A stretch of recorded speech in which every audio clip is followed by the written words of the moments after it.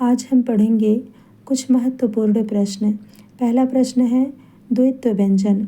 जब एक ही वर्ण दो बार आए तो उसे द्वित्व व्यंजन कहते हैं, या दो समान व्यंजनों से बने हुए व्यंजनों को द्वित्व व्यंजन कहते हैं।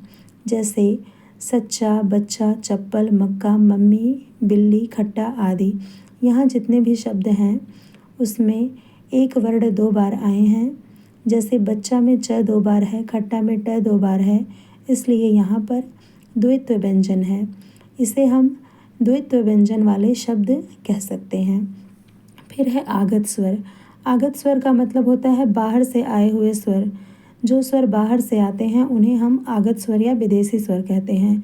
आ, जिन स्वरों के ऊपर अर्धचंद्र की मात्रा लगी होती है उसे हम आगत स्वर कहते हैं। फिर है आगत स्वर से हमारा डॉक्टर शब्द बनता है, जॉन, हॉकी, ऑफिसर आदि शब्द बनते हैं। यह हमारे विदेशी शब्द होते हैं। फिर है चंद्र बिंदु वाले शब्द। चंद्र बिंदु वाले शब्द हैं माँ, आंसू, आंचल, आँख आदि। ये हमारे अनुनासिक शब्द भी होते हैं, जिन्हें हम अनुनासिक शब्द भी कहते हैं। फिर है स्वरों की कुल संख्या। स्वरों की कुल संख्या कहीं कहीं पे 10 मानी जाती है, कहीं 11 मानी जाती है या फिर 13 मानी जाती है।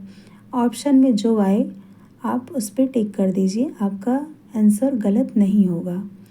फिर है व्यंजनों की कुल संख्या। मूल व्यंजन 33 होते हैं, कहीं कहीं पे व्यंजनों की संख्या 33 मानी जाती है। अगर पूछ ले मूल व्यंजन कितने होते हैं तो आप 33 पे टिक करिएगा। कहीं कहीं पे व्यंजन की संख्या 39 है, कहीं 35 है और कहीं 41 मानी जाती है। फिर है वर्णों की कुल संख्या। वर्णों की संख्या होती है 52। फिर है अनुस्वार। अंग को अनुस्वार कहते हैं। जिन वर्णों के ऊपर एक बिंदु लगा होता है उन्हें हम अनुस्वार कहते हैं। जैसे अंगूर, अंकुर, संध्या, कंचन आदि यह हमारे अनुस्वार शब्द हैं।